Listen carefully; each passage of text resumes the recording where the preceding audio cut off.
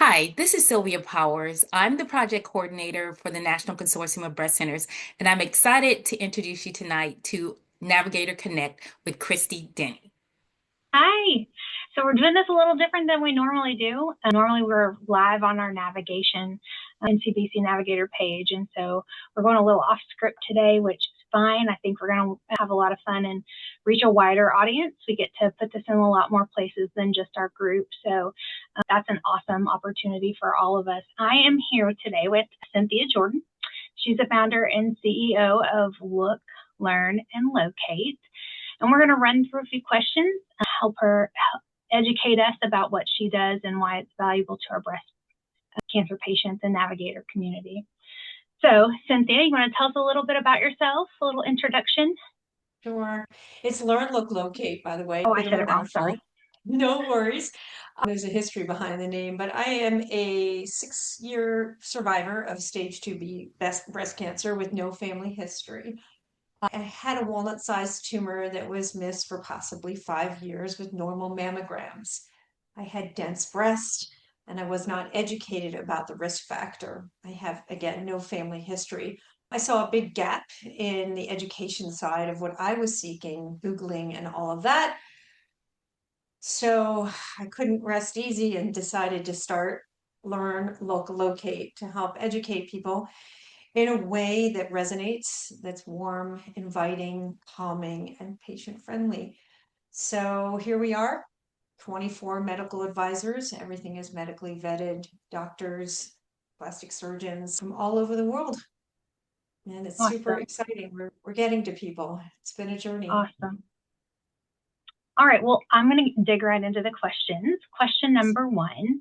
Cynthia, take us back to the moment that you were first diagnosed, and what did you need most during that time that you weren't getting?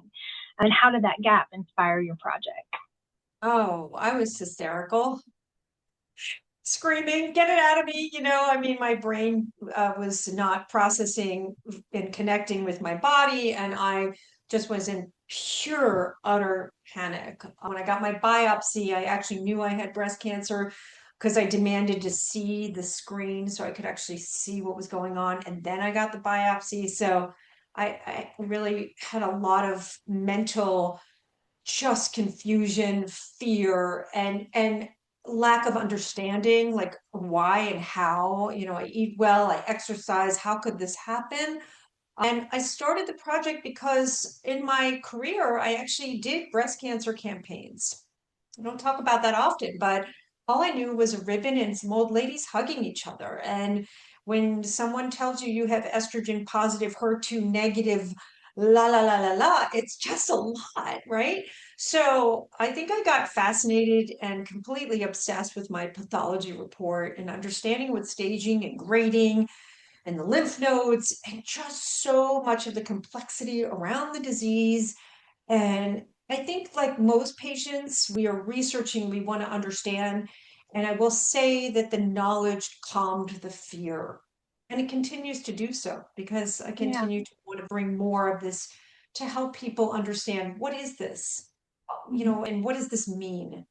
Yeah. So we are really, really involved in intermingling with the doctors to make sure that everything is medically vetted, but in a way that we understand, because estrogen positive and HER2 negative is Greek Yeah. to many of us. So I Yeah. hope that answers. For sure. Well, knowledge is power. I always tell that to my patients. And I also tell them not to offend the doctors, but to doctors speak doctor sometimes, and patients need to Yes. speak patient. So I Yeah. think that's a really, somebody has to bridge that gap. And so patient education is important for the navigator, but also it's a great resource to have you out there with this information that's available at their fingertips when they need it.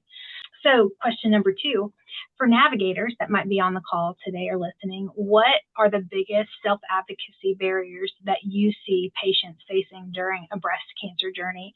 And how can we better empower them instead of overwhelming them? Yeah, I think the hardest part is there's so much information coming at us at Mm-hmm. once, and we just can't even process Mm-hmm. lumpectomy, mastectomy, and then there's reconstruction. For me, the biggest thing is we need to calm the body and the mind down, But we also need to tell the patient, in my opinion, looking back, to have a sense of just empowerment, but in a way it is hard, in a way that calms you down, because you need to understand what's going on, but you're also very frightened. So I think the emotional side is obviously, in my opinion, the most incredibly important part of what a navigator can do. Kind of giving them a warm hug over the phone or whatever it is and how you communicate, but also trying to answer as many questions, because many patients have different outlooks on how they want to handle this. I don't want to know, just tell me what to do, right? There you've got that person. And you have me on the extreme, right? So you really need to assess the person's personality so the navigator really knows what they need, and in a way that's really calming, but it's also accessibility. I think the hardest part is we have the hour with the doctor, the fear, the anxiety, the nervousness, but you guys are like a lifeline. So stay close to us, whether it be an email, that's our thought there. Yeah, navigators honestly are service-oriented people, so our heart is really for the patient. And while we are trying to bridge the gap, I don't know very many navigators who don't try to be really connected with their patients in that way. I mean, you're kind of made for the job. It's a built-in skill that you kind of have, regardless of whatever level you're at, whether you've been doing it 2 years or 20 years. That connection to the patient is super important. So I love that advice. All right, number 3, moving on. Your organization is designed as a self-advocacy tool. Can you walk us through how a navigator might practically introduce your platform to a newly diagnosed patient? Oh, I appreciate that. Well, Learn Look Locate is kind of everywhere, and there's many different levels of what Learn Look Locate represents: the survivors, the doctors, the new advances that are going on. And I think taking a deep breath and really just slowly introducing what we're doing here. It is a lot of information, but the experience when someone comes here, I'd like to say, is quite beautiful, because it's not clinical. It's presented in a way that when I did this, it's what I needed to calm the mind down. So each page, each topic is very unique. And so it's almost like, ooh, it's not uniform. It's not black text on white. It's not clinical, but it's all medically vetted. So whether it be going to YouTube for watching an interview on breast surgery or lymphedema, it's really the conversations and the people and the authenticity of what we're trying to do. And the doctors that are part of Learn Look Locate, there are 24 top breast surgeons, plastic surgeons, radiologists. They see what I'm trying to do by bridging that gap. So approaching Learn Look Locate in little pieces, and we have it broken out: screening, detection, genetic testing, lymphedema, breast surgery, reconstruction options, every single one of them, which I love because it wasn't presented to me, right? So I'm flat by default because nobody told me about half the options.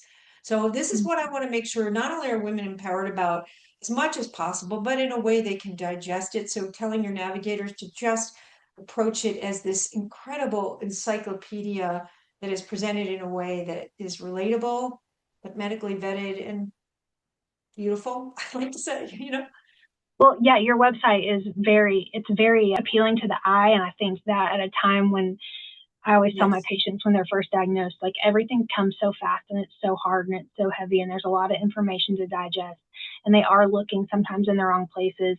But coming to your website, it is peaceful and it's pretty to look at, and then the information is good. So I think that is a nice thing visually too for patients at a time whenever life is just Oh, sort of chaos, right, and overwhelming. So I appreciate that as yes. well.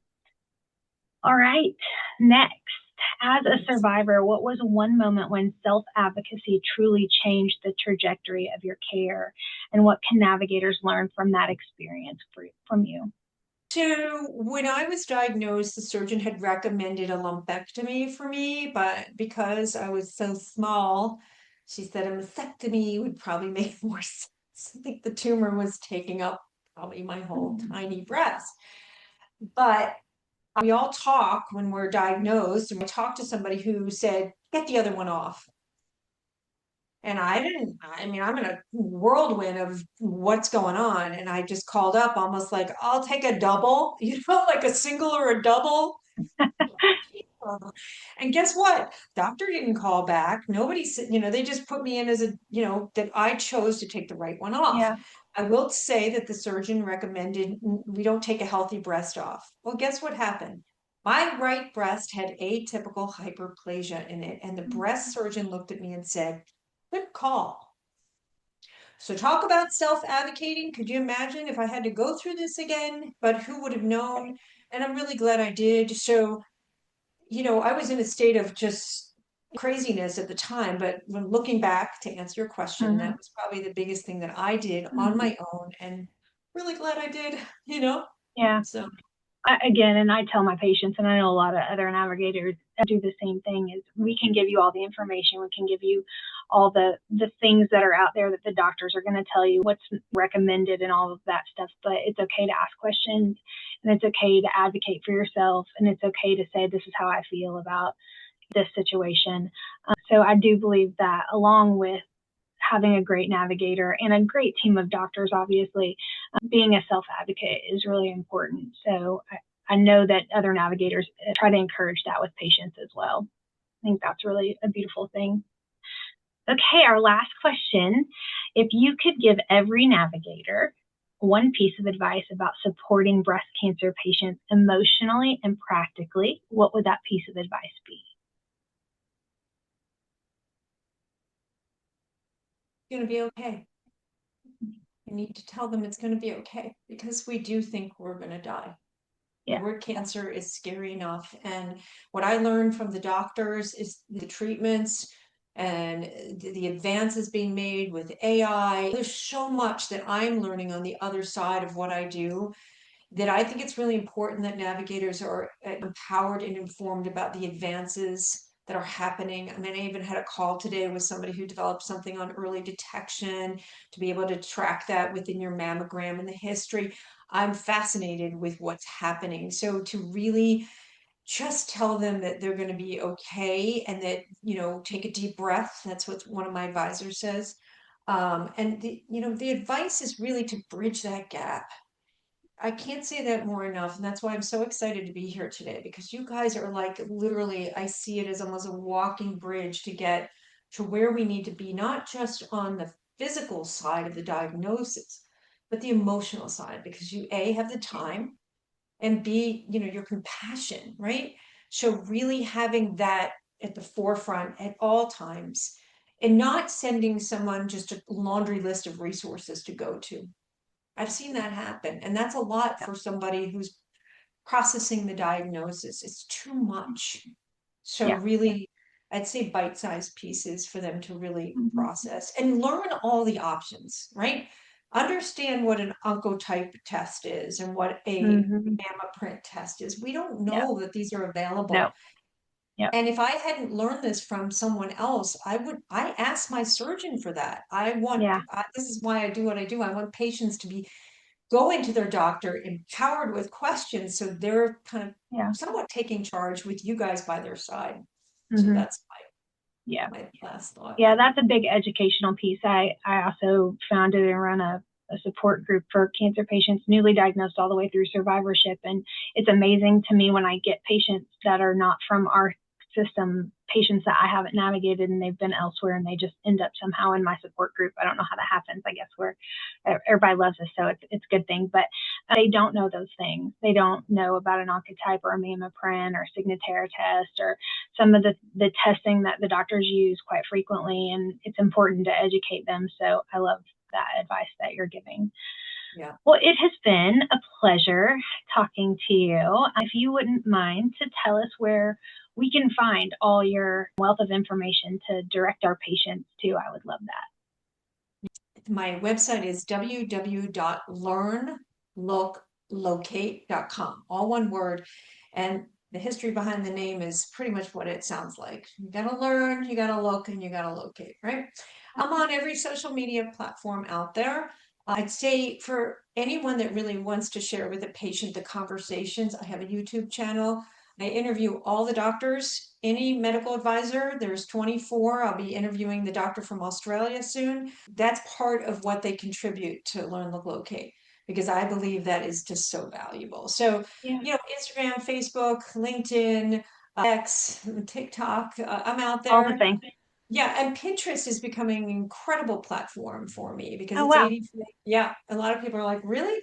Because you can go directly to the web page that you're looking for. So Hmm. just launched a whole new page on clogged milk duct versus breast cancer. The confusion Yeah. around that is very high, and it goes directly to that page. So every single topic you can imagine or trying to cover, so it goes directly there. So I'm everywhere. Yay. Okay, good. So good. Again, we appreciate you being here and look forward to seeing what develops on your site and for patients out there. It's a great resource, everybody. If you're watching and you've watched all the way to the end, we thank you. We are so grateful that you're here.